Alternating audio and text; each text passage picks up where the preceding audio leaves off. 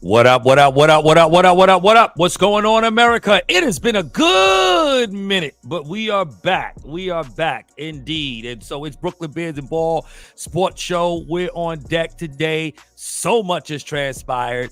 NFL trades. We've got the NCAA matchups that are coming on crazy last night with the Final Four with the women off the chain, and just so much stuff to catch up on and talk about as it relates to sports-related news. But listen, we're in the building. Rod and Don are here. Y'all know what to do. It is the YouTube channel. It is the Facebook channel. We're also on Twitter. And listen, we want y'all to subscribe. We want y'all to go ahead and put your comments in the whole nine. Y'all know what to do. Share the content. We appreciate all the support and the love that we've been getting, you know what I'm saying, since the jump off of the show. And of course, you know, we're getting ready to embark upon some NBA playoffs and so forth. And that's going to be some good stuff to talk about as well. So we got a lot on deck, a lot to talk about, a lot to catch up on. Big D, what's good with you, bro? How you feeling, man? Oh, not bad. How was your Easter? It was good. It was good. Good Easter. Yeah. Good Easter. Yeah. We was in the park doing it up. Yeah, it was a good thing. Good to Yes, take sir. a little break for Easter, and Facts. now it's time to get to the business, man. Yeah, man. Let's do You it. ready? I'm ready. It's Okay. been a minute. I'm ready. We've discussed several things on the our little thread, but Right. I think we need to bring it to the public and see what they think about it. But without further ado, let's get into it.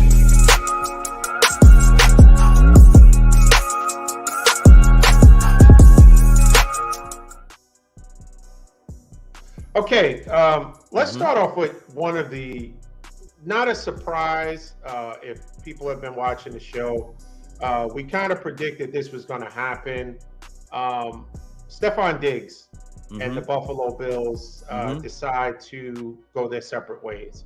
Stephon Diggs was traded to the Texans, which, I mean, from an AFC standpoint and what they showed last year, they are really, really positioning themselves to be successful. They have a really good quarterback. Defense is good. They added some offensive weapons. So now they have, a good running game. They already had some really good receivers. Yeah. A rookie in Tank Dell, Noah Brown, who balled out. And now you add Stephon Diggs. Yeah. The first thing is, before we go into the best team in Texas, we're going to discuss the Bills window. Did that trade just forever shut the door on the Bills and Josh Allen?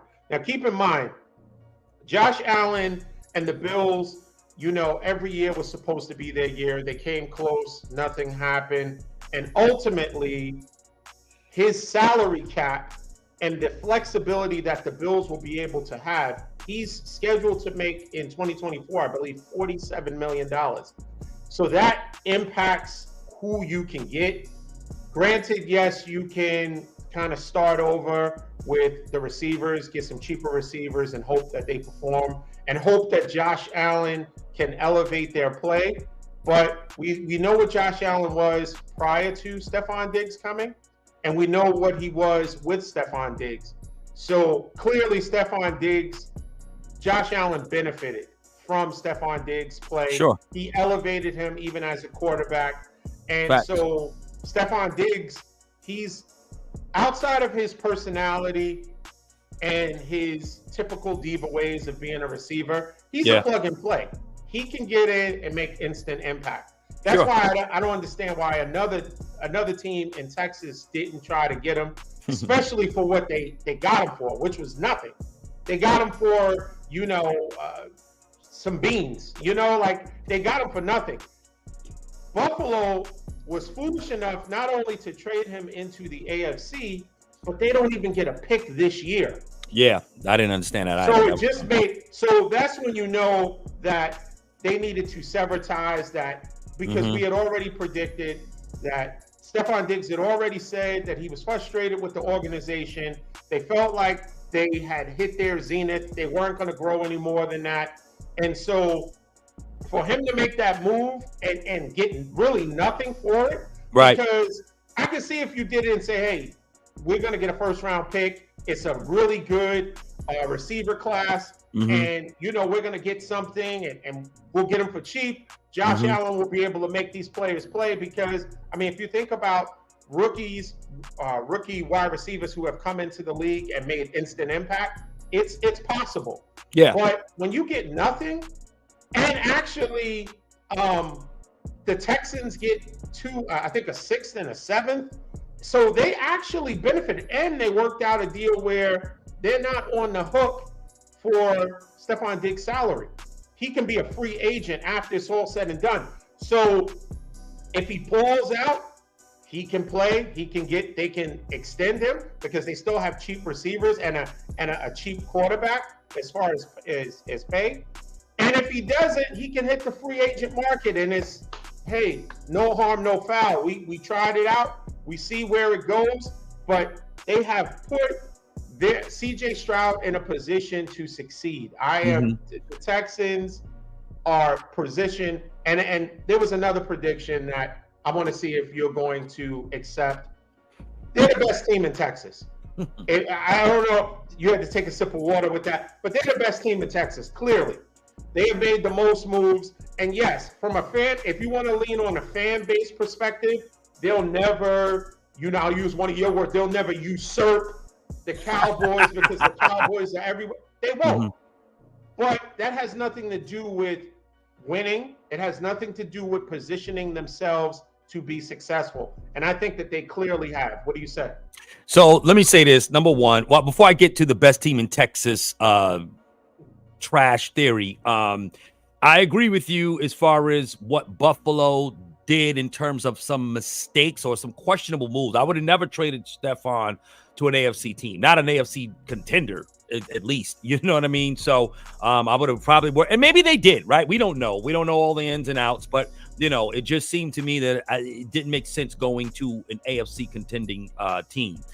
However, putting it into perspective, Houston, I think, did something interesting. And with the contract situation, they bumped him up, gave him all his money in this 1 year deal. So he's only there for 1 year. And I think with Stephon Diggs, who is now getting ready to go on the other side of 30, you do yourself some justice. And I think was a very calculating, prudent move by the Texans to just do a 1 year deal just to see how it works, right? Because again, Stephon Diggs, good player, a true number one receiver. We'll talk more about that later.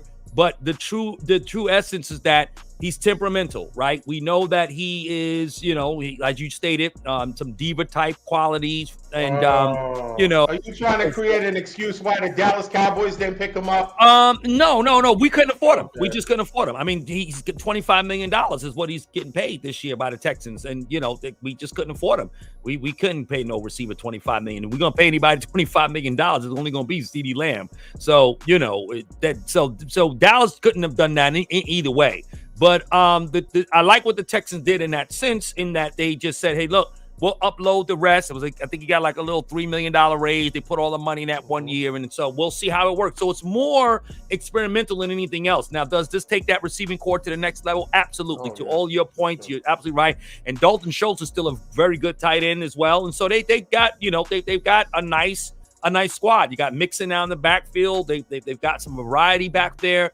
I think you're going to really see a really, really good team. Okay. And, and probably most likely highly favored, at least to get into the conference finals or a conference championship game.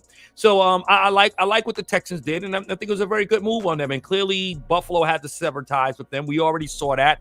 That was very obvious that something was going to happen this year with regards to Stephon and being traded at some point. And to get a second round pick for next year, and so Buffalo has to now try to find a way to fill it. I heard some reports they're trying to look at Boyd from Cincinnati, seeing they can try to get him. But they're going to need some replacement. I mean, they still got Knox and Kincaid, who I think are still really good tight ends. Yeah. You know what I mean? If they're going to try to do something much like what we saw the success with Brady and the Patriots when you had Hernandez and Gronk, thank you. Yes, and Gronk, obviously they were a very viable tight end tandem, but you still had some good wideouts, right? Even though you had some still decent wideouts there with Elderman Amendola and a few other Mhm. guys that they were able, Wes Welker. So they had some weapons, on the side, of course. Of course, they had some height challenges there, but they still turned out to be very good receivers for Tom Brady. So it just depends, right? What you're going to do there and how they're going to need to backfill. Very quickly, this whole notion that they're the best team in Texas. The Texans are the Nets. That's who they are. They're the Nets.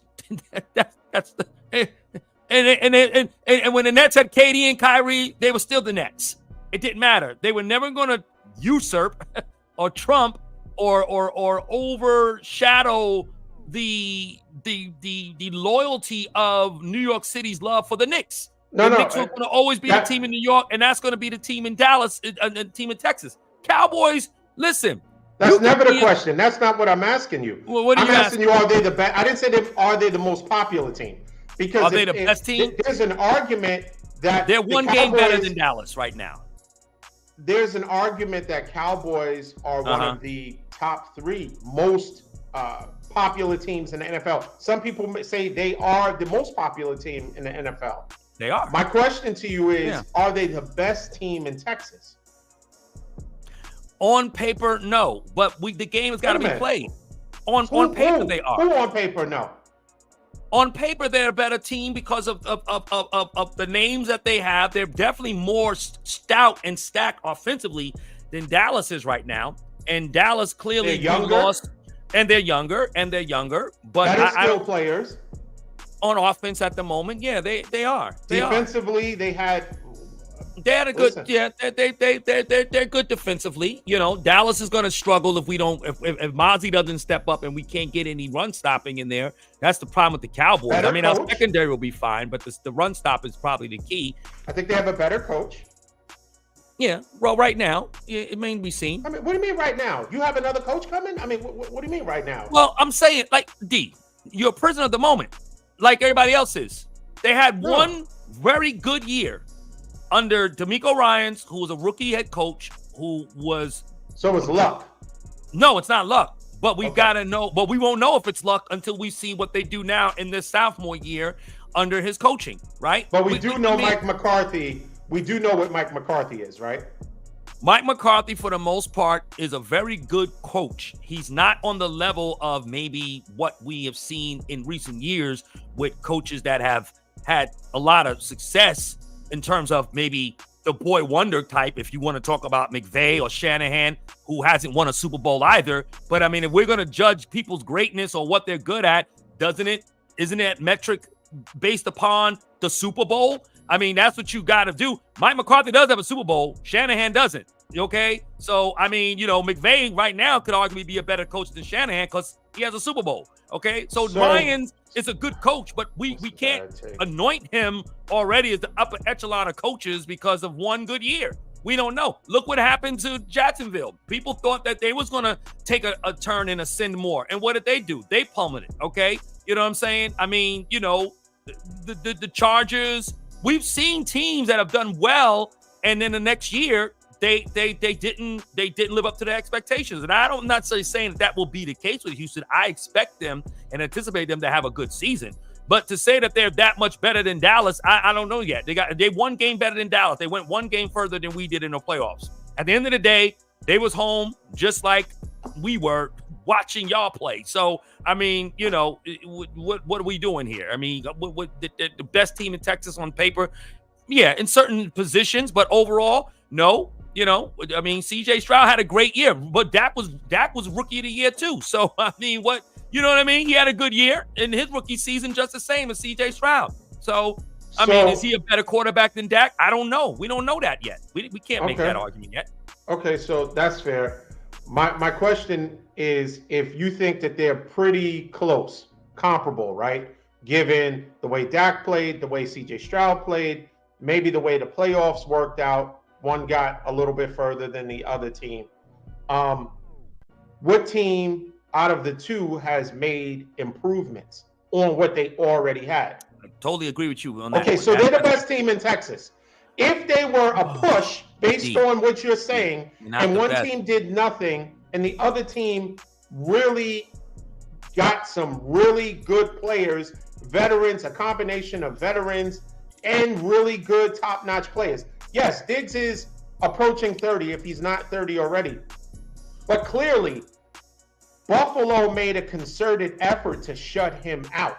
Yeah, they did. That's why his numbers. Your mic is a little scratchy too, D. Want to take Okay. just a little scratchy. I'm yeah. sorry. Can you hear Don't me worry, now? no, you're fine.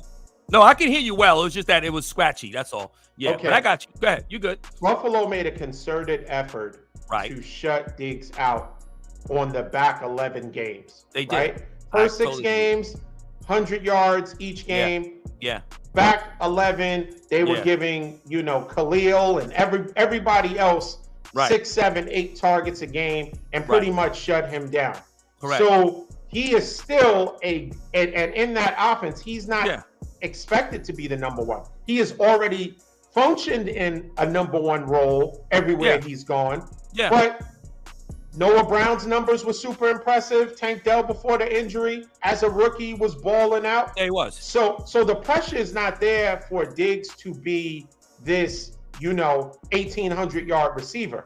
But if he comes in and he's on a prove me and show me deal, he's going to try to play really because he's playing for and then he's going to contract. demand the rock. And so, that's different now when you have a superstar number one on your team.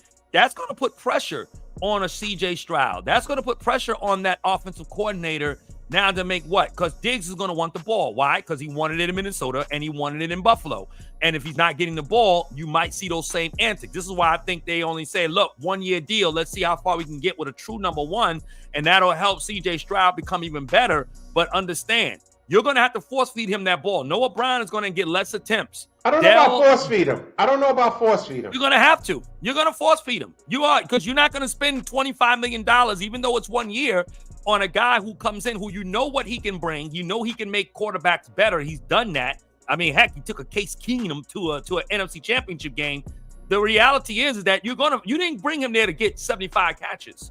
You brought him there to have over 100 catches and over 1,000 yards, at least double digits and touchdowns. That's what you brought him there for, right? I mean, what's the purpose? I mean, what's the purpose? You got him for nothing. Well, I mean, what do you mean, what's the purpose? Right, but you also got him there, but you want him to be the Stephon Diggs that you've seen him to be. That's why you traded for him, because you know what he can bring. And $25 million clearly isn't a big number when you factor in that everyone else is getting paid. Yeah, your quarterback is not getting paid nothing. Still. So yeah, you're right. Exactly. So the $25 million, I still think they have space under the cap. So because they paid $25 million, I don't think that they're going to impact the development of CJ Stroud by creating a situation with, let's say, with towards the end when it was Dak and what's his name that wanted the ball all the time. Des Bryant. Yeah. Des Bryant. They're not gonna. DeMeco Ryans is smarter than what you think. I don't think Diggs is, because you have to already also realize this. Diggs has gotten out of Minnesota. Diggs has gotten out of Buffalo. If Diggs causes some type of ruckus, it's a 1-year deal. It's a 1-year deal. Other teams are going to be questioning, okay, his skills are at this level, but is it worth it based on if he's going to be a team disruptor? So I think he's going to be on his best behavior. But he's not looking at it like that, though. I think he's looking at it in the sense that I want another payday and I need to ball out. And if I'm going to ball out, right, that's the only way he's going to get money. I don't think he's looking like to be this guy that comes on a team and have this strictly veteran presence and to play nice. I'm not saying that. I mean, he wants to get paid, so he's going to need the ball. I think he is prioritizing at this point winning, because he was getting paid in Buffalo. And I don't he still know. wanted out. Their team had kind of hit their ceiling and they weren't going to go any further. So, because if that's the case, you were going to be the number one. You come here now. Is he the number one? Who knows? I mean, Tank Dell was. He has to be. He has to be. I mean, Tank Dell is not going to be the number one. Tank Dell, good receiver, rookie year. I mean, unfortunately got the injury after week 11. But he's going to trump Stephon Diggs? It's not going to happen. He's going to be a complimentary piece, very good second receiver. He's definitely he's above the depth chart. He's wide receiver too. Definitely above Noah Brown, who is really just a number 3 in all intents and purposes, but he played well. You know what I'm saying? He got, he was involved. He had a good season, but he's not going to take you over the top. Nobody loses people over Noah Brown. Sounds like somebody who wants your comments sound like somebody, once you break up with them and you see that they're doing good. No, it's not that. Because Noah Brown was on the Cowboys. He was. And he was a good. Then he goes to Texans. He was a good role piece. Then he had a little good season. You act like he balled to the degree where now he's in a top 25 of best receiver. He's not. He's a good. No, I didn't say he was. Okay, but I'm saying, he got some shine. He can play. He's good, but he's not. He's not going. There's a reason why Stephon Diggs is there. You got to match somebody up with Dell. Dell is, and I think if I'm not mistaken, Dell is more, slot guy, kind of a speed guy. He brings a different dynamic than a possession type receiver that Diggs is. Right. And as far as winning, I think Diggs was committed to winning. Buffalo was a Super Bowl contending team. They just couldn't get past Patrick Mahomes, but they were probably considered one of the better teams in the AFC. Yeah, they were. They always considered at the top, but they have underperformed.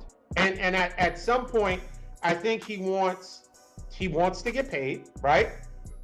Which he did in Buffalo, but he also wants to win because he realizes that at the end of the day, as good as your numbers are, the hardware means something. Right? It does, basketball, right? Let's just, because I know sometimes you like to jump back and forth. If we take it to basketball, we had a player that was jumping from team to team, right? And was, whether it was true or not, made it seem like this person was cantankerous and was a cancer of the team. That person would be Kyrie Irving. Have you heard anything about Kyrie Irving once he got to the Mavericks, except that he's balling out and it worked and he got his payday? I think his approach to it is going to be very similar to Diggs. I'm here to work in whatever way I need to for the team's success. Because if you make it about yourself, that will highlight to other teams that, yes, he is highly skilled. But that analogy doesn't correlate to this, because Kyrie had to submit to a player technically who's just as good as he is and is the star of the team and Luka. So Stephon Diggs is walking in that room as knowing I'm wide receiver 1. So let me ask you a Dell, question. Nice kid. You're nice. Luke is a great player. Does he have a ring? Is he a champion? No, he's not. But it's still his team. But it's still, the culture of the Mavericks is still Luka Doncic, right? Because Kyrie has no ability to win by being the lead guy. We saw that in Boston. We saw that in even in New Jersey. But you can argue that Luka is the same as a Kevin Love. Great player. No. No. Listen. Oh, what? Listen.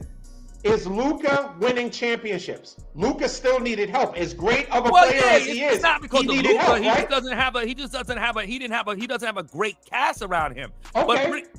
But that's not. Kyrie came to support Luka. Who's Stephon supporting? There's nobody. He's not coming in there to add and be a complimentary. Or not, I won't say a complimentary piece, but he's not coming there to team up with another star super player, another star receiver in that offense. You got a young quarterback in Stroud who balled out in his rookie year. He's there to take Stroud to the next level, like he's done every other quarterback he's done in his career. That's what he's coming to do. It's not like Kyrie took Luka's game to a whole nother level. Luka's going to ball regardless. So it's just. So you don't think? Wait. You don't think that? And I don't want to jump off completely, but you don't think that Luka's play has elevated since Kyrie has been there? I still think. You don't think Kyrie numbers? He's still dominant. Luka is still dominant, even with Kyrie. In fact, there's more pressure on the defense. But your correlation isn't there. Dominant in winning or dominant in just dominance. There's a difference. You can be the big fish in the small pond. They got the conference finals. They got Dallas Mavericks was in the conference finals with Luka. So I'm saying that it's not like Luka hasn't done things already that was there. He was an established star in the league and on that team. So Kyrie comes, it's Kyrie having to fit in with Luka and the rest of that. That's not Stephon. Stephon's coming in, and that offense is going to be that passing game is going to be, even that run game is going to be centered around a true number one in Stephon Diggs. The correlation, there's no correlation in that. He's coming in as the man. We're going to review this. We're going to recap. We'll revisit this at some point, and we'll see if what you think is going to happen and what I think is going to happen is going to pan out. Yeah, you think he's coming in to play nice? No. I think he is going. He has something to prove, obviously, right? But at the same time, he is on a 1-year deal at the end of the day. So what do you think that means? So you think he's going to, if he doesn't get the ball, you think DeMeco Ryans is going to take this on the sideline with CJ Stroud? Is that what you what you think is going to happen? No. I'm not saying he's going to create some just overt kind of resistance like he did in Buffalo. He's going to play within the system. But he is going to show up anybody. But it does not mean that that's still not possible, because he is who he is just as an individual. And if he's not getting the ball, if he's not getting what he needs as far as being that number one and not just either just be a glorified decoy, trust me, if he don't blow up on the sideline, he's going to walk DeMeco Ryans' office and say, yo, bro, the last 3 games, I only got 5 targets. I need more looks. I got to get the ball. You see what I'm trying to say? So whether they win it or not, he's going to want the ball. You're not going to go in there and give him 3 targets over a 6-week span. No. I'm not. Like Buffalo did. I'm not saying that. But what I'm saying is, because they like to pass the ball, that is the offense that moves. I think he is going to work within the offense. I don't think he is going to go there, play nice, even with his pay, and demand anything. He's not going to, turn over. Houston, he don't have to do that. Houston is going to give him the ball. Houston is going to give him the ball. I don't think Houston. It's not going to be that way, because Houston is looking to get him the ball. Why? Because he's going to make CJ Stroud in that offense better.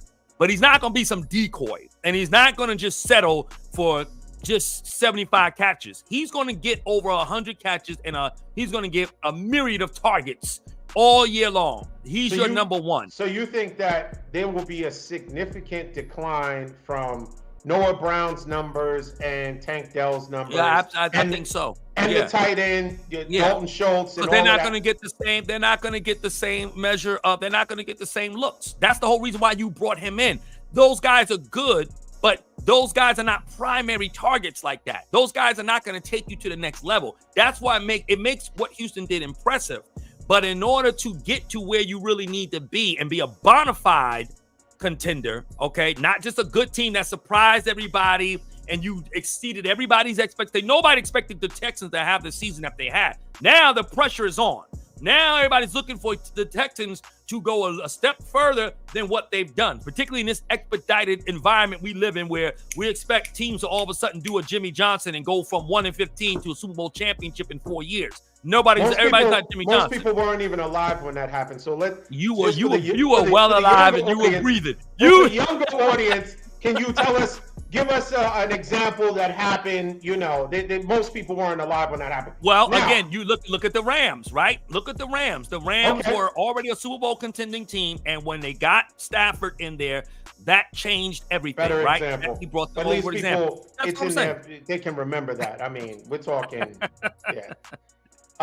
So I'll say this. Okay. And then we'll move on. We'll move on. Go ahead. Last word on this one. You got it. I think the Texans made a good move, but the only thing I disagree with is your assessment that that's why they bought him there. They bought him there because they have cap space. He is a great receiver, right? Mm-hmm. Yeah. But keep in mind, it's a 1-year deal. So I don't think the fact that they bought him there doesn't mean, put it like this. Stephon Diggs at this point, given somewhat of a track record and what people can kind of take away from his departures from his previous teams, he has more to prove, or just as much to prove as the Texans do. Because CJ Stroud, DeMeco Ryans, that receiving core can say, hey, look what we did without you. Yeah, we didn't win a championship, but this is a young team. We were able to turn our season around from a year where we were terrible to where we won a playoff game, and we actually won that division. So they made huge strides.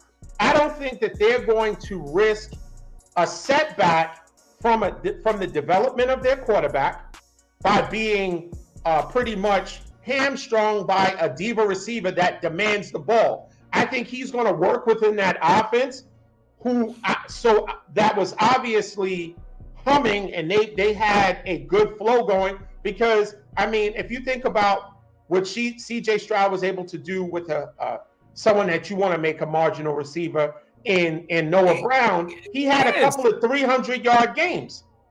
He had a really, really good multiple touchdown games. He balled out. His numbers in the league, I think, were top 15 as a receiver. So it was nothing to sneeze at. If you look at his numbers, I think he was in the top 15 as a receiver for last year. So he's cheap, right? You got production from him. So we're not going to make it seem like he's not a Diggs. I get it. He's not a Diggs. No, he's not. Nico Collins led that team in the most receptions. He had 80 receptions last year for 1,200 yards. He had the most yards? Yeah, the most yards. Nico Collins had 1,200 yards, 1297 to be exact. He had 16 yards catch. Noah Brown had 33 catches. How many yards? 567 yards. That's it. Okay. You're not winning. So you mean to tell me his numbers will drop? Yeah, his numbers are going to drop. Now, he only played in 10 games, but what was Tank Dell's numbers? Tank Dell had 40 out of 11 games. He had 47 receptions for 709 yards. Okay. So I'm saying Stephon is coming in there to be the man. These numbers are staggering. In the last 4 years, he's led the league. Okay, in the last 4 seasons that he's had. Okay, but past his last season, of course. But prior to last season, okay, he's had the most receptions in the NFL. He's had 445 receptions, and that's 4 better than Devontae Adams, and then that's another 11 receptions more than Tyreek Hill in the last 4 seasons. Okay, aside from last year, we again, like you said, which is true, they shunned him out. I mean, the Stephon Diggs has balled. Okay, and he's one and only one in right here, including being one of 4 players in NFL history to record 4 consecutive seasons with 100+ receptions. Okay, only ones that have done that was Antonio Brown, Devontae Adams, and Marvin Harrison. Okay, I mean, this guy is not coming there to just be, kind of fit in with what we were doing. No, he's coming there to take them over the top, and he's going to have over 100 receptions. And so Nico Collins is going to be number 2. And then you're gonna have Dell, and that's your trifecta right there as far as your receiving core go. And then you're gonna have obviously Schultz is in the mix, and he's gonna play well. And that's what you're gonna get. And that's it. I mean Noah Brown is good, but Noah Brown I might have confused him because I thought Noah Brown's numbers were way better than that. But I stand corrected. Maybe I was confusing him with Nico Collins. No, because you just wanted to hate on Dallas, so that's all you wanted to try to make him all of a sudden now he's how many touchdowns did he have? How many touchdowns did he have? I thought something that he did was super impressive. No. Did he have double-digit touchdowns? He had 2 touchdowns. He had 2. But now remember, he only played 10 games. So he missed a lot of time. So to your point, no, I don't think you're off in terms of believing what he could have been, because I didn't even know he only played 10 games. I wasn't aware of that. I thought he played the whole season. I mean, I didn't follow the Texans to that degree, but yeah, he only played 10 games. They snuck up on you, huh? The Texans? Yeah, I mean, I think they snuck up on everybody. And then they became the best team in Texas. So let's talk about Rashee Rice. Yeah. Listen, man. This is what I don't understand. He's gonna get suspended, but go ahead. As he should. You win the Super Bowl. You're on arguably the most dominant team in recent history. Correct. You have the best quarterback, arguably the best coach. Yeah. And what do? Like, you get into an accident. You leave the scene. And this is what I think also. I don't know. This is kind of my assessment of what I think happened.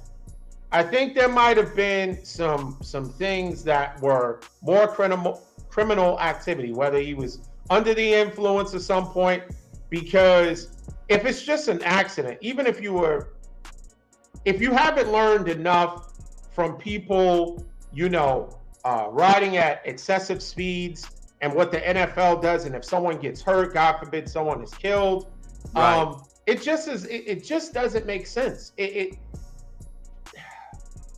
And Kansas City, for whatever reason, I mean, I know Andy Reid, he has had a soft spot for, players that have, maybe checkered or questionable past. Yeah. Given Travis Kelce, he had issues. Tyreek Hill, Right. Rasheed Rice had some issues in college, and now sometimes things spill over. But the mindset has to change. And if the mindset doesn't change, all you can do is kind of mask it or put it off for as long as you can. If you don't separate yourself from that same crowd that shares that mindset, you're doomed to repeat it. And those people that you see in the picture that are walking and everyone's getting away from the scene, someone should have said, hey, at the end of the day, you have the most to lose. If he was drinking, you shouldn't be the one driving. Let someone else drive. It's a fast car, and I know you want to go a gazillion miles an hour, but you need to fall back, because at the end of the day, not only is your life valuable, the people, everyone else on the highway, our lives are valuable, but you also have something to lose. You just came off of a successful season. You won the Super Bowl. You are potentially in your prime. You could grow with Patrick Mahomes. Why mess that up? What do you say? D, I have no argument. This is one topic we will not debate because I'm 100% in full agreement and compliance with everything you said, especially the part where you got to have someone to say, hey, you know what I mean? You need to stay in the scene. You got a lot to lose. Or even further than that, right? Don't drive. Like if you're intoxicated or inebriated or just whatever, don't put yourself in that position. Like these guys gotta, do a lot better, because if you just have these proclivities to want to, hang out and do some things that put you on the edge of being reckless, then you got to have some people in your corner to kind of like, look, man, don't do this. You know what I'm trying to say? Because the one thing that this could have been a situation like a rug situation, like what you had in Vegas. Yeah. Thank God no one died in this thing, right? Doesn't mean that it absolves him of the stupidity and the reckless, irresponsible choice he made. But at the end of the day, thank God nobody died. I'm expecting the NFL to most likely probably suspend him, or maybe the Chiefs at the minimum. But I believe there will be some consequences. And here's another thing. Bro, you making money, right? You got a little rookie deal, not a whole lot. But you gonna come out your pot. It might be a little like, see, you might be eating some ramen noodles based on the NFL level. You know what I'm saying? Because you gonna have to pay some people, and I think it was implied that he looking to make sure that everybody gets taken care of. But listen, man, it ain't like you got you got a big Devontae Adams contract sitting. You on a still small rookie deal. What did he get drafted in the second round or whatever it is? I mean, he got some millions, but I mean, you're gonna pay millions. That's what you're gonna end up paying, when it's all said. And attorney fees and all that other stuff. Attorney fees and all that stuff. Yeah, you're right, D. Yeah. So I mean, that stuff it's but I agree. Unfortunate. It's unfortunate. It is. Before we talk about the women's Final Four yesterday and the results and the some deem to be a questionable call, let's talk about the Elite Eight real quick. Emmanuel Acho received a lot of backlash because when LSU lost to Iowa, he gave his true assessment of how he felt. Angel Reese and I think her name is Flau'jae Johnson. Yeah, Flau'jae Johnson, yeah. They had kind of, did the, after the game, they're talking about it. Mm-hmm. And Angel Reese was saying that in that whole, after they won the championship, she never really, I'm kind of paraphrasing, she didn't enjoy it because she was vilified and she was made to be the villain. If everyone doesn't remember that whole "you can't see me," Tony Yayo thing that they were doing, and Right. Caitlin Clark and Angel Reese were doing it both to each other. They were taunting in the whole, not taunting, but they were trash talking as athletes do throughout the playoffs. Caitlin Clark did that to other teams where she was just waving people off like they can't guard me, just talking to the crowd. Angel Reese was doing some of the same stuff. The whole "you can't see me," whatever. Right. Angel Reese felt like she in that exchange between them two when they actually got to the national championship game, right. She was made to be the villain of the two, doing the exact same thing. I can agree with that to a degree. My whole thing is that because someone makes you the villain doesn't mean you have to accept it. Right. You don't have to accept being the villain. You can win graciously. Correct. In victory, you can be gracious in victory and defeat. I don't think you had to take the villain role, even if the media, and I know you have the whole machine of the media, ESPN, Fox Sports, podcasts, people on the news, everyone blowing it, CNN, everyone blowing it out of proportion to make you the villain, but did you have to accept it? Did you have to embody being the villain? And I think she embodied it and embraced it and capitalized and made money off of being her, quote, unapologetically herself. When you lose, you have to still be unapologetically yourself. Correct. And if you were truly not the villain, then I think just as you were vocal in expressing yourself as being unapologetically yourself, you could have voiced, hey, I'm just being an athlete. Yeah. I'm just, this is trash talk. This is par for the course. I'm not the villain. She was doing the same thing, and you could have left it at that and deflected accepting the villain role. But you accepted it. You made a lot of money off of it. Your NIL deal, any of the endorsements that you got was based on being, the Bayou Barbie, who was unapologetically herself. Right. So I do think sometimes when people lose, that softer side wants to come out, and you can't help but say, okay, where was that when you were, winning on the other side of losing, and you were in the spotlight? Where was that softer side that you now are reflecting and showing us now that you took a L? What do you say? Listen, D, well said, well done. And again, can't debate you on this one either. I totally agree. I thought she played herself, honestly, if I could just be frank about it. To come out with those statements immediately after a loss, and I understand, athletes are emotional after a loss, but to then make it about you, make it about, what you went through and all that stuff. But that's not the same song you were singing when you were winning, when you were the champion. And you capitalized, which was a very good point you brought out, Don, being the Bayou beauty and to be unapologetically yourself and all this stuff. But then when you lose, now all of a sudden, you were ostracized and vilified, and now you're the victim. And nobody wants to really hear that. You know what I mean? So, I think that's a blemish in her career. That's something I think is going to probably stick for a little while until she ascends to maybe some greater heights at the WNBA level. I get it that these kids are still what they are. They're kids. They're young. And it's a lot of pressure on them. I always try to be empathetic to that in the sense where, okay, Don, you and I, we're older, right? We're husbands and fathers, and, we're career people. We're stable, and we don't think the way we did when we were 17, 18 years old, obviously, right? And so it's easy for us to kind of look at these things from a hindsight mentality. But and we didn't grow up in the public's eye, right? And, we're not being, clipped on TikTok and YouTube and Instagram, and we're plastered all over for every little thing that we did. Donald bought, ketchup from Walmart. Look at this cat, nobody's doing that to us, right? Exactly. So they're under a microscope, and there is a lot of pressure. So I get it. I understand it. But I do think that there's still enough understanding of this, because what I will say is that this generation does still know how to some degree, navigate this social media space. Unlike some of us who were born when there was no internet, right? And we had, rotary phones, okay? My whole thing is that Jimmy Johnson era, right? Yeah, the Jimmy Johnson era. There you go. That's it. That'll be our new thing, the Jimmy Johnson era. Anytime we want to go pre-internet, right?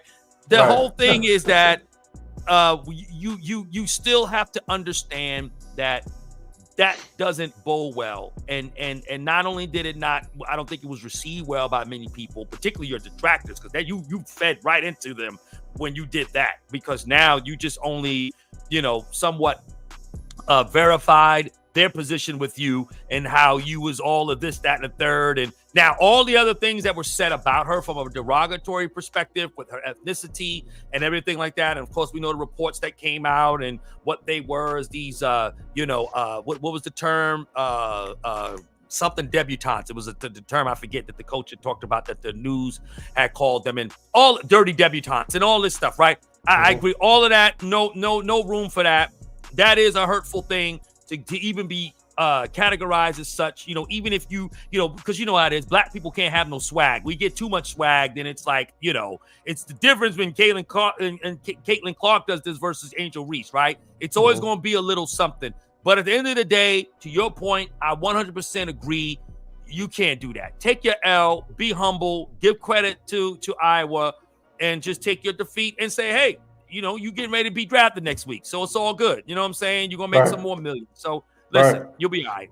And I want to just say one thing. Sure. Shaq, recently I saw him on a podcast, and he said one of the most ridiculous takes I've ever heard. And I know him and Angel Reese do business together. I know he has, partnership with Reebok. He has, I think, on senior night, along with her parents, Shaq walked her out. So they do business together, right? Yeah. She's from LSU. Shaq was from LSU. Shaq says that Angel Reese is the best athlete, male or female, to ever come from LSU. That is the most ridiculous take ever. Shaq was in LSU. Odell Beckham was in LSU. Yeah. Joe Burrow was in LSU. Jamar Chase was in LSU. What's his name? The dude that played with Odell Beckham. And also the 3-point shooter, Chris Jackson, the dude that he was in LSU too, and he was a very good player. So, I'm like, Shaq, I get that you want to support her, but don't be ridiculous. No, he was saying the best athlete, regardless of sport, male or female, that has come from LSU. Not basketball, but just the whole sport program in LSU. He said she was, and then he went as far to say that even, I know he named a few people. I know everyone's going to say Joe Burrow. She's more athletic than Joe Burrow. I said, okay, Shaq, listen, what are you going to do? If you own, 500, Domino's or Little Caesars, can I argue with you? I guess from a business standpoint, if you want to prop her up and if you want to, you're looking big picture, next level, and you want to make her a mogul and you want to leverage the LSU connection, but just don't say anything just ridiculous. Like, that's ridiculous. She's a better athlete than Odell Beckham Jr. in his prime? No. I don't care how many knees he tore out. She's not better than him now. No, not right. Exactly. Not as an athlete. You could remove his kneecaps, and she's not better. And she's still not better. No. Come on. No. So I thought that was a ridiculous take, but Shaq. Yeah, they do business together. Yeah. Well, that right there. Yeah, and I wasn't even really aware of it, or no, I didn't really look into it like that. But you're right. I mean, she's a Reebok ambassador with Shaq, and they have some other business ventures, and she's going to be positioned because of LSU and that connection to be very highly successful on and off the court. So good for her. But that take by Shaq was ridiculous. Yeah, that was. Let's quickly talk about the Final Four yesterday. Very exciting. Yeah. I know the men play today. I've been more interested in the women's Final Four. Way more. It's been more exciting. Way more. But let's get to the bottom line. They want Caitlin Clark to make it into the finals, and if not, win it all. This is her swan song from college. She has been a dynamic player, off the charts, unbelievable player, and they want it to be one of those storybook endings. there's no way that they should have advanced to the final, to the championship game. That was a bad call. Honestly, they have the blueprint. They shut Caitlin Clark down. Oh, that girl did. What's her name? I don't even know her name, but she number 10. Yes, she was. Full court press, 94 feet. The whole entire game. Yeah. Caitlin Clark at one point was like 0 for 8, 0 for 9 from 3. She got it going after the girl kind of had a little injury, and then kind of, but the main player that kept them in it and helped them win was their the center, big, girl. Their center. I forget what her name is. But she balled out. I think she had like 24 points. She had 23. I think 23. 23. Yeah. She had a really good game. Really good game. And so that kept them in it. But I think for the refs, the job of the refs is to be invisible, right? To let the players play the game. I mean, for the most part, be invisible. Don't impact the game. But if you're going to call an offensive foul with the game on the line, and that obviously was the game ender. So I think that was a questionable call. I would have liked to see how it panned out. I was going to do a quick live about who I thought was going to win, and I'm not going to say this now because the outcome is the outcome. But I did think that Iowa was going to win. Reason being is Beckers is returning next year. Keep in mind that UConn had 4 or 5 major injuries. So they only had, I think, 9 players total to play with. They had some major injuries. That team, for the most part, is going to be intact. This is Caitlin Clark's, like I said, swan song as it pertains to the NCAA. And so it's only fitting for her to get an Iowa to get to, the championship game. Right. With that being said, if South Carolina doesn't beat them by 20 points, the game is rigged. And I know South Carolina lost to them last year. Yeah, they did. Cardoza is 6'7", and there is nobody on Iowa. Nobody, as y'all would say in San Fran. Who's got it better than them? Nobody. There is nobody on Iowa. I don't think there's anyone in Iowa that lives in Iowa that can guard her. She's 6'7". I think their guard play, their other, I think it was their forward had 20 rebounds. So their team is way, way, way too big for Iowa, and a pretty much a team that I think Dawn, she was at the game. She watched it because they played earlier. Right. She was able to scout. If she takes a page from Gino, how they pretty much blanketed Caitlin Clark and prevented her from even going to her left, which is her sweet spot, giving her any space to pull up, I think that they should, South Carolina, honestly, should steamroll it. Because just from the presence on the inside, you can't let her get comfortable, you can't let her shoot, and I think the dominance in the paint is just overwhelming. And no disrespect to how their big played on Iowa, but it's apples and oranges. Cardoza, who I didn't know, is actually from Brazil. And I did some research. I didn't know her whole story about, I think she came to Tennessee. She was originally on Syracuse and transferred. It was interesting. She has a really interesting, but let me tell you, when you got skills, it doesn't matter where you are. Yeah, because she has skills. Yeah. You can be under a rock. A scout will find you. And let me tell you this. Yeah. She learned to play basketball late. Wow, really? It wasn't something that, I was in camp since I was 5. And no, I think she had, a family member, if I remember the story correctly, a family member was playing ball. She kind of just took a liking to it and was like, I think that's something I can do. And the rest is history. Wow. So she's balling out. Height, you can't teach height. She has skills. She has good hands. And, very dominant. I think she kind of tweaked her knee or ankle. Yeah, she did. But at that point, she had already had like 16 or 18 points. So, Yeah. and she sat out the rest of the fourth quarter because they really kind of stretched it and balled out. So, what do you say? No, I agree with you. I think going back to the game itself last night, I mean, good call, bad timing. It's kind of like how I described it to be.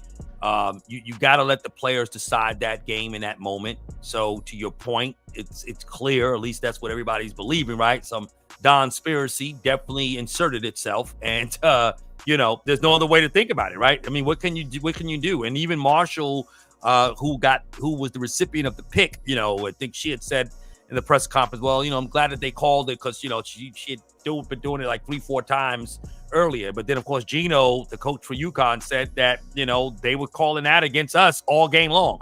So, look, at the end of the day, now I would have hoped not to have seen, but it was down to 3 seconds. So my thing is I thought they took too long to get into their play. It was 10 seconds on the inbound. And then it was like 3 seconds when they made the call for the offensive foul. And so they would have had no choice but to pull up a 3 at that point. Paige was going to definitely pull up and shoot. But I thought they kind of should have went for, a 2 or had a design play that got them into it execution a lot quicker. And that didn't happen. But, bad call. You just can't make that call. Even though they had a chance to get the rebound when Clark missed a free throw, and, and I guess they just assumed she was going to make it because she's always making the free throws and then, not even being in a position to get that rebound. They had a little opportunity there, but still, I think something, mentally you're just checked out now because you're still wondering, like, what the heck just happened? When they blew that whistle, D, I'm like, well, what happened? I thought maybe, first I thought it was illegal defense or something. And even then I would have been, even if that call was on Iowa, I'd have been like, what are you calling that for? Like, at that point, refs, just walk off the floor. Don't just forget swallowing your whistle. Go behind the desk, sit down, be a typical spectator at that point, and just let these girls play like they're in the park somewhere. And it was an unfortunate situation. I would have liked to see what would have happened and how Paige would have been able to, possibly overcome in that situation because they play good defense. Now, Mule, that's the girl's name, who defended Clark. Yeah. Now, because that was all really her. I don't even know so much if it was the scheme as much as it just was her. She was just and South Carolina don't have nobody like that. Now, South Carolina does play good defense, but that's a really good defensive team in UConn. As a team, they do play good defense, but that girl Mule was on a whole nother level. She clearly made Clark very, very uncomfortable. She did get off a little bit, obviously, in the second half, but that girl can play. I'm looking forward to seeing them a little bit more down the line. Just my whole interest, like you said, D, has really risen in that sense. So, Cardoza, that's the truth. I'll say this lastly. You already stated it.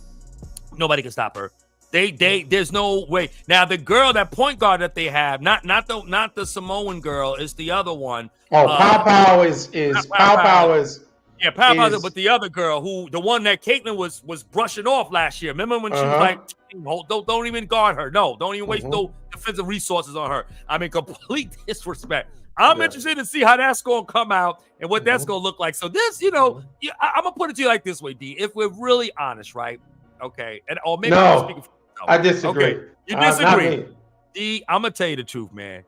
I want to. Now, if Caitlin lose, let her lose. But I got to see this girl in the final, man. In all due respect, I like UConn. Paige is good. Don't get me wrong. The girl played the whole game, no rest. Even in the Elite Eight, she played the whole game, no rest. She rocked. The girl could ball. Coming off the ACL last year, tremendous. But D, listen, man, Caitlin is box office, bro. And I'm sad that she got in the way she did off the poor timely call by the refs, right? But a piece of me is just saying, okay, maybe Paige just missed that shot. Iowa's going to advance anyway. D, you got to see the rematch of Iowa and South Carolina. Oh, no. I thought you were saying, I do. I thought you were saying I want to see Caitlin Clark win the championship. No, I don't need to see her win that, but I want to see this game. I got to see South Carolina and Iowa. No. I do. Right. I want to see that because Caitlin Clark, when they played South Carolina, she dropped 40 points. She balled out. Bro. Now, I have to say this. Based on what I've seen, I've watched South Carolina play. I've watched Iowa play. South Carolina should win by 20. They should. Just keep feeding Cardoso all day. Just feed her. Because Stuckey or Stukely, whatever the girl who had a big game yesterday, she played really well. Really well. But she is way, way, way too small, too short. Yeah. It ain't 6'7" girls growing out on trees, bro. Like she's just abnormal. And the other girl that plays for I'm sorry, I don't know her name. She plays for South Carolina. She had 20 or 22 rebounds. Amazing game.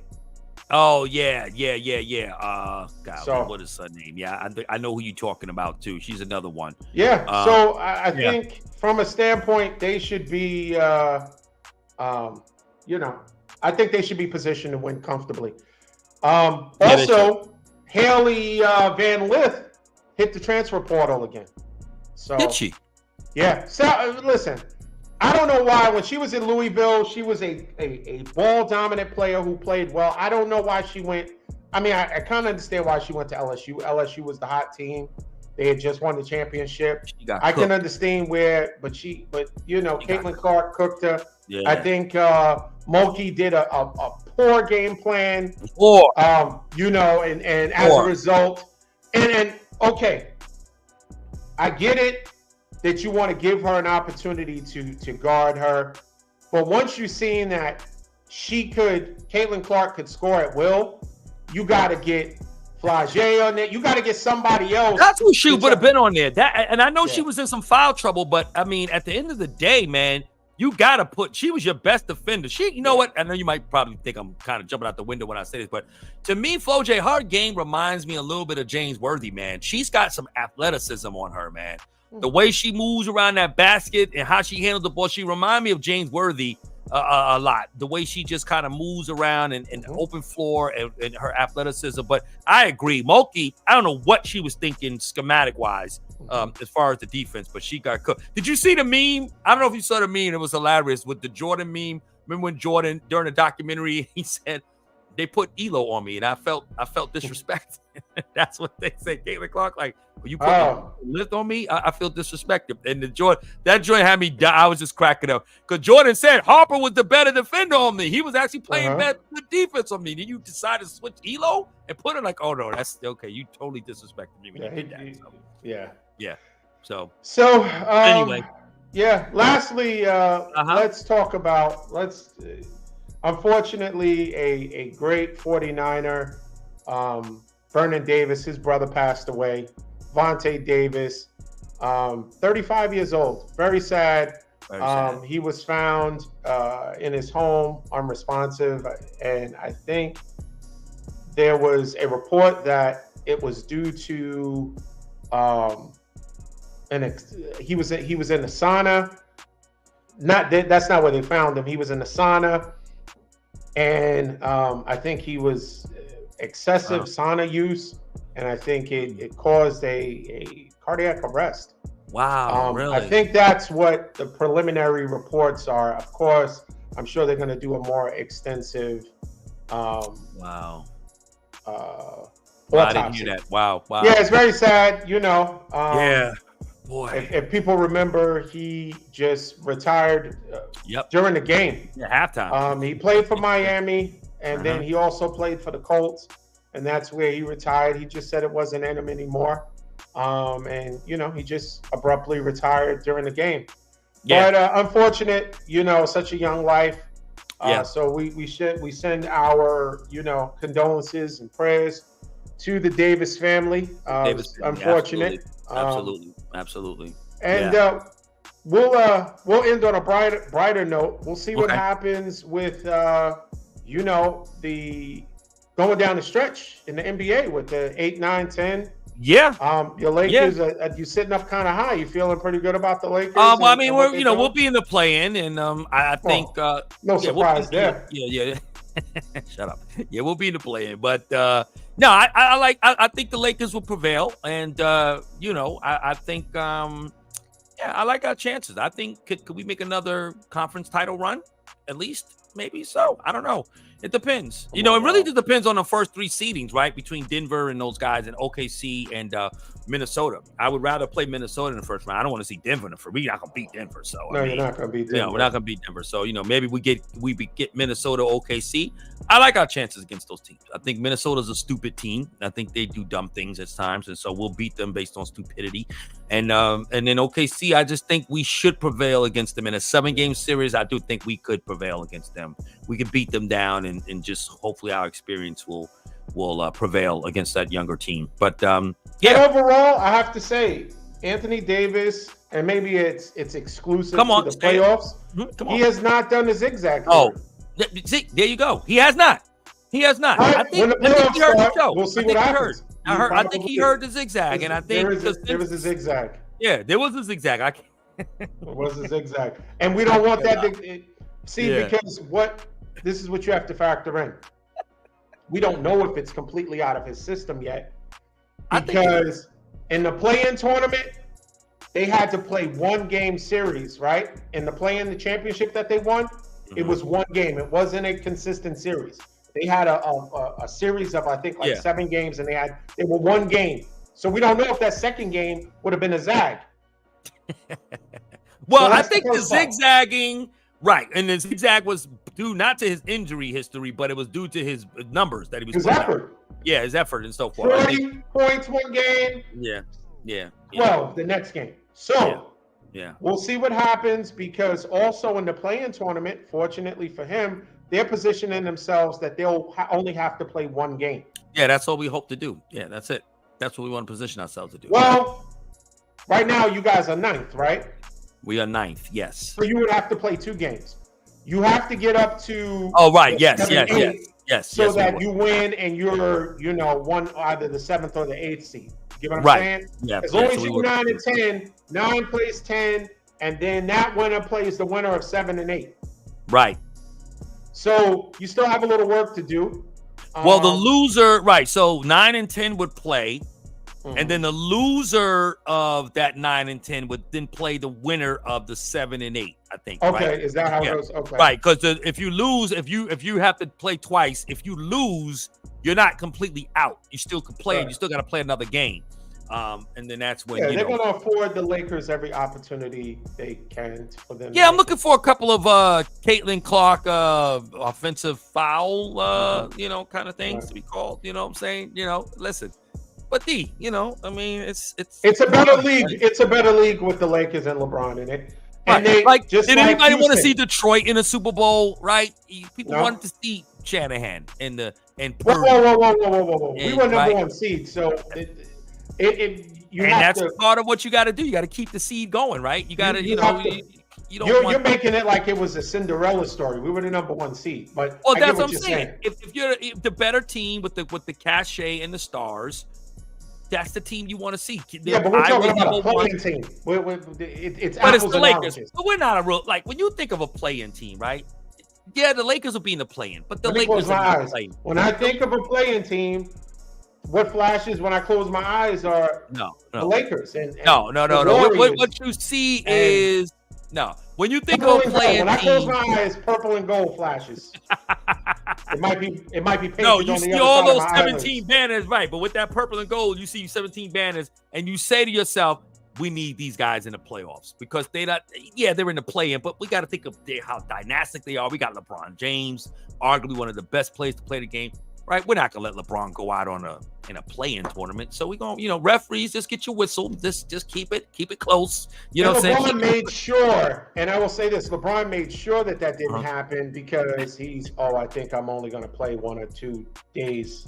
I'm only gonna play 2 more days. So they're like, all right, we want it for numbers. Because I was like, LeBron, why are you bringing up how long you're going to play when you're teeter-tottering on 9th and 10th? But he wants to make sure, hey, you're only going to have me 2 more years, maybe 1.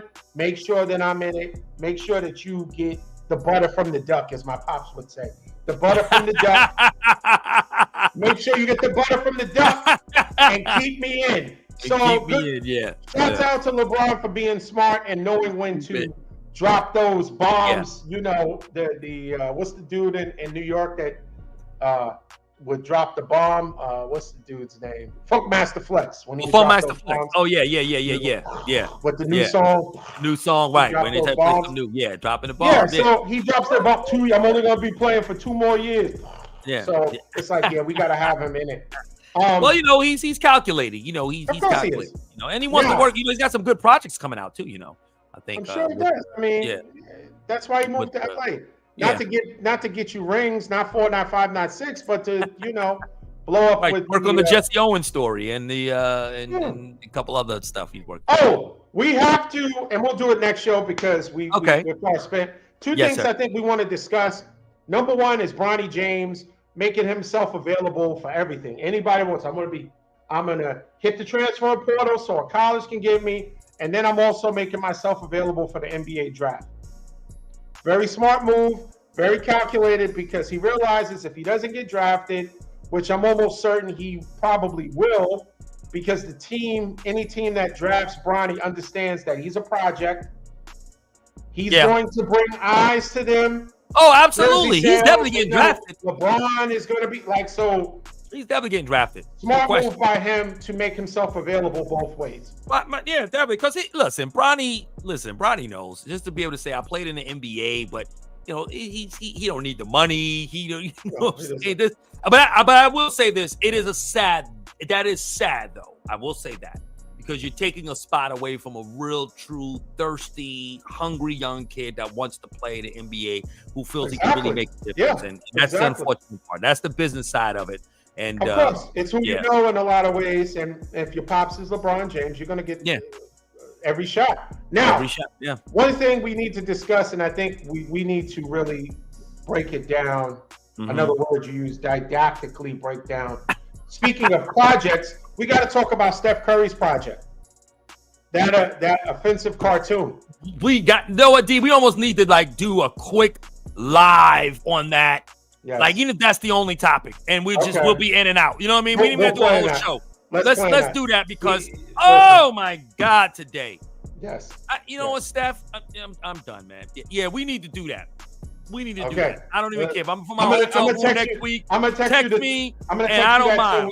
Because we have to discuss that. That show could be 15, 20 minutes long tops. Not even that long. It's disturbing that he's disturbing. And he is the first person on the credits as far as the show creator or producer or whatever, executive producer, because there's a difference between the producer and the executive producer. Executive producer is the one that's funding it. Yeah, it's funding. But he's funding that trash. And they have a lot of creative control. Yeah. And you're funding that trash. I hope it gets canceled. I hope enough people. Well, you know what? I'm a reserve comment because we're gonna talk about it, D. Because when I saw that pilot, I couldn't believe it when I was watching. It's unfortunate. Very unfortunate. But in any case, we appreciate it. Shout outs to Kingdom Creative for the production. Shout outs to Infinite Audio for the music. Yep. Rod, great show. Always, D. Oh, man. It's been a minute. It's been a minute, man. It's been a minute. My fault. Hey, America, listen, I'm going to let y'all know. Listen, Don wasn't speaking to me. I could tell Don was upset with me, man. He wasn't speaking to me. Yeah, he was upset. I'm going to tell you why he was upset. And we could go after this, I promise you, because, I tried to, we were supposed to do a show, I think it was last Saturday or whatever day. I can't recall. And I figure I'm going to try to get a reel, the first reel I did since 2017 when we started. Right, exactly. Right. And you figure that was, and after I thought about it, I said, you know what, man, that was so cheesy. Not the reel itself, but just to do a reel. And Don's like, so you think this is going to satisfy, you know what I'm saying, the show that we were supposed to do, and you think because you put out a reel, the first reel you put out in 2 years, that this is supposed to, so America, I want to apologize to my co-host here, live, to say I'm so sorry, D. In America, I get we talk sports. We're bi-coastal. We're bi-coastal. That is true. We do take that into consideration. We're bi-coastal. We have families, so things come up. So we try to stay on task as far as the schedule. And sometimes things are unforeseen things. sometimes forcing things. Yeah. And sometimes we just can't. Things don't align. But I do appreciate it. And we didn't even address your. That's another thing. We're gonna do a Steph Curry segment. Is he a good leader? Because your reel was about the backlash, rightfully so, in my opinion, that Steph Curry has received. Right. Given the Draymond Green tactics. So I think we're going to, our next show, it's going to be a short one. We're going to discuss Steph Curry's cartoon that he is fully behind and backing. And we're going to also discuss we'll discuss Steph Curry's leadership. Yeah. And so you guys have an opportunity to, Yeah, that's Manny. That's Manny. Manny in the building. That's Manny. Oh, okay. That's my son Manny. Yeah, Manny's in the building. Manny. He goes by Terrence Taylor, but that's Manny. No, it's not. That's not Manny? No. That is Manny. That's not Manny. Oh, that's a different Terrence Taylor? This is a different Terrence Taylor. Terrence Taylor. It's a brother that goes to my church. You better go ahead and make Terrence. Somebody. Terrence, you got the same name as my stepson. So that's what I'm thinking. My bad. And you actually look like him from what I could see in this thing here. Yo, my apologies. Actually, you're right about that. He does look like him. Yeah. Terrence, tell us who you are.